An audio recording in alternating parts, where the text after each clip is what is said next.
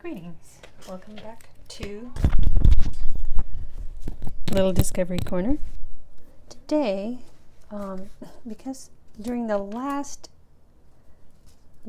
video, I saw what I perceived was that the viewer, for some of you at least, the viewer was thinking about a specific connection with a particular person that you were wanting to manifest in real life that may have not be manifesting yet. So I decided to do another poll on this person that you're thinking of.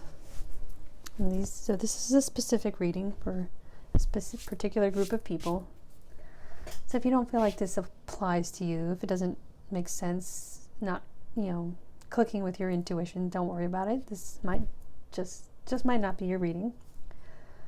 But what I'm seeing is this person,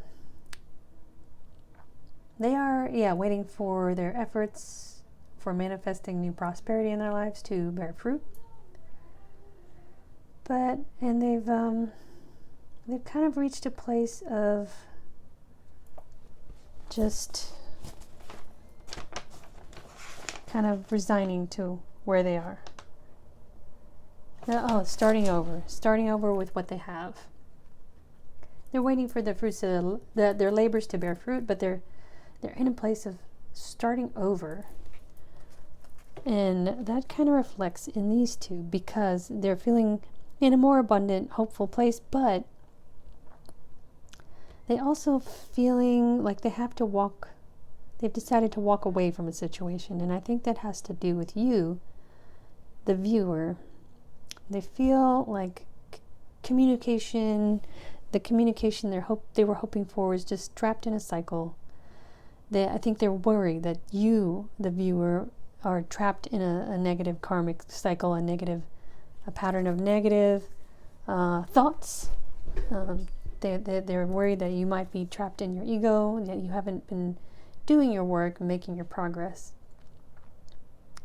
And so, they've chosen to walk away. The Eight of Cups involves walking away, leaving the spilled cup. And spilled cup, it means negative emotional space, like grief, heartache. They're choosing to walk away from that. And that, here, like they're making do with what they have, healthy connections they already do have in their lives. They're surrendering, making this the Hanged Man, yes, surrendering to their intuition, their wisdom, their inner voice that's telling them to make do what they have in their life.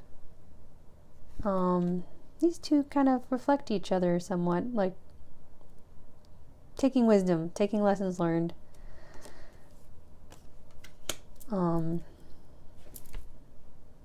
Because this represents making a decision, and Eight of Cups often represents walking away, choosing to walk away from a situation. And Hermit, and I feel like they made a decision to walk away and turn inward and exercise wisdom. And the Hermit can also represent feeling just burnt out and tired and burnt out of a situation. So it's not seeming great. I think this is their perspective. This may not be what they want, to happen. This is how they feel. What they feel is happening. So this ties into here, the greater pictures that they feel this cycle has ended. And they're sad about it. They're heartbroken. They were hoping for something happier, but they're afraid. And they're afraid that communication, the needed communication for a healthier, more open connection is missing and will continue to remain missing. Yes, here's the moon that represents our fears. And Seven of Swords.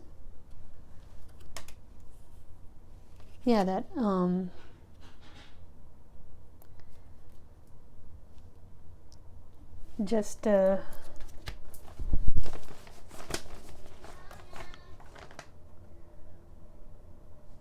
yeah, same thing. Feeling something's missing.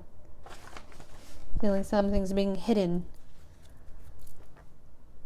And so yeah, they're worried. They feel that this cycle has ended because they're fearing that you are trapped in your cycle, your cycle of negative habits, negative patterns when it comes to connections, relationships, communication. So let's see, all right, go with the Empath Oracle. We can get anything else. How is this person? What else is this person feeling? What is their situation right now? Oh, that's a lot. Go with this community. Yeah, that ties in with here. They're focusing on the connections in life that they have, supportive ones that they do have.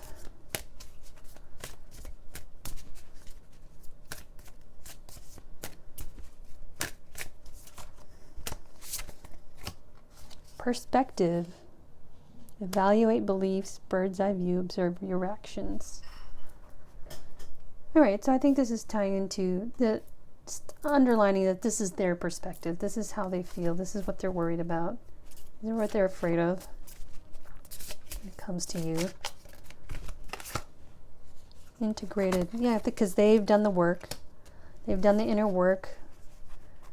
Examined their psyche. Figured out their wounds. Worked to address them. Their bad habits, their negative patterns, their cycles. Clear their karmic debt and learn their karmic lessons. And they're afraid that you have not done that. That's not to say that you haven't been doing that and that you haven't made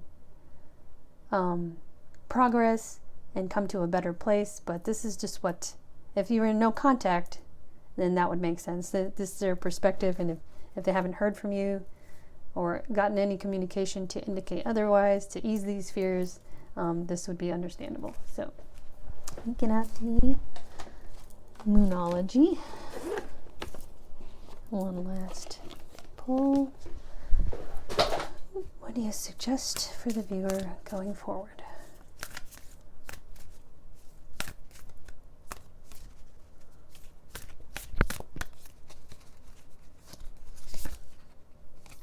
Here. Okay. What do you need to release? You may feel like you've done the work. You've done a lot of work. You might feel like you've gotten to a new place, but as I mentioned in the last reading, you still need to be wary of your ego, trying to assert control, grab the steering wheel, right? Yeah, don't let your past hold you back. So you may have some fears to deal with too, and that may be what this person's thinking, like you're still afraid to come forward, afraid to communicate openly and honestly from the heart. Tell them how and be vulnerable with them. Time to give rather than take. So maybe that might be what you need to do. Give them what they're looking for to, Anything else? Give emotionally, communicate. Give communication. And then, if you need to emotional space, you have to communicate that too.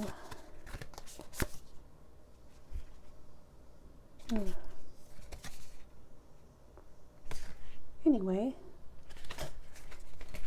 anything else?